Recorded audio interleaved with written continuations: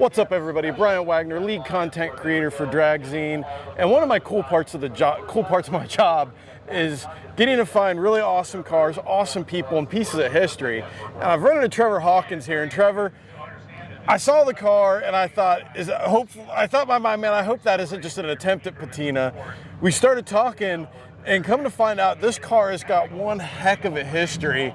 Man, tell everybody the history of this car. Tell me about it. Yeah, so this is sort of a bucket list deal for me, but this car was originally sold new in 1963 at Harger Halderman Dodge in Los Angeles, California. A young steel worker bought it and raced it over there, tow barred it to the track. The brackets are still on the front.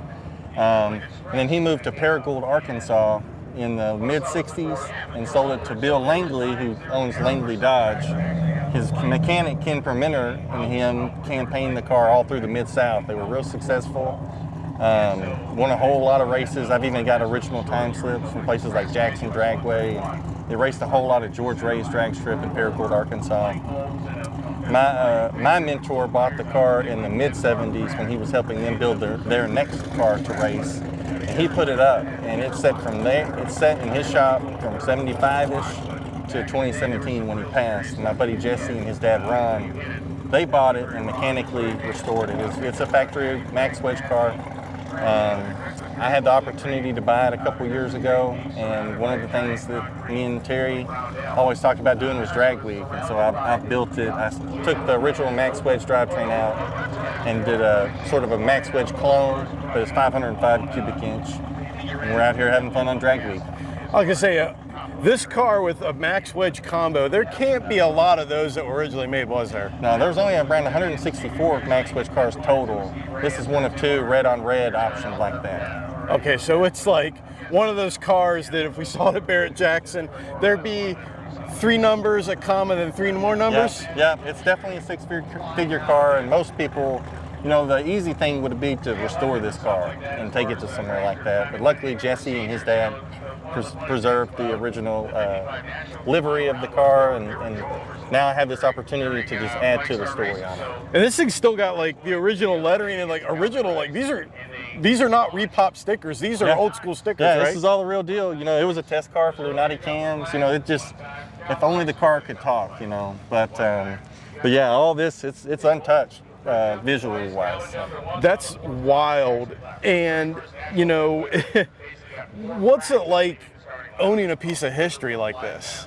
In some ways it's nerve-wracking, but I just remind myself, you know, I'm adding to the history. You know, I think a car transcends just being a hot rod or just a physical car when it has a history.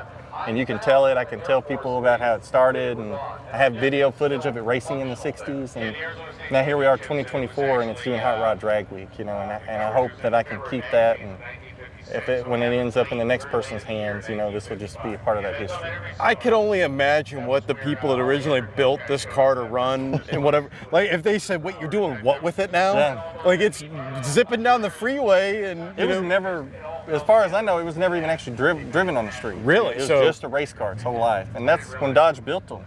You know, 13.5 to 1 compression, iron-headed big block. It was pretty wild. So most of these were just race cars. Do you know how much horsepower it's making approximately, or you just haven't figured that out? The way it's built now, with the cross ram, it's a little hard. But the guys at Indy told me the way I've put it together with a single plane and a Dominator, it'd make about 850 horsepower. And with that 4-speed, I bet you this thing's a hoot to drive. Yeah, it's an absolute animal. It's brutal on drivetrain. Yeah, I was gonna say it's you know, being on Drag Week, it's y'all have tested some driveline parts, haven't you? Yeah. Everything from the drive shaft back has been rebuilt over this week. You know? Yeah. So we wadded up the rear end, the drive shaft, the shocks were even bent. The only thing that held up were the strange axles. So you've definitely had you've gotten your money's worth this week, right? Yeah, very expensive money's worth. But it's been a blast. I wouldn't trade it for nothing. This is, like I said, this is a bucket list thing for me. What's your favorite part about driving this car? The history. And thinking back to my younger years, being 15, 16, just talking to Terry about doing stuff with this car, and now working hard enough to get to a place where I've actually have this car and I'm doing this with it. It's surreal, and I have to pinch myself.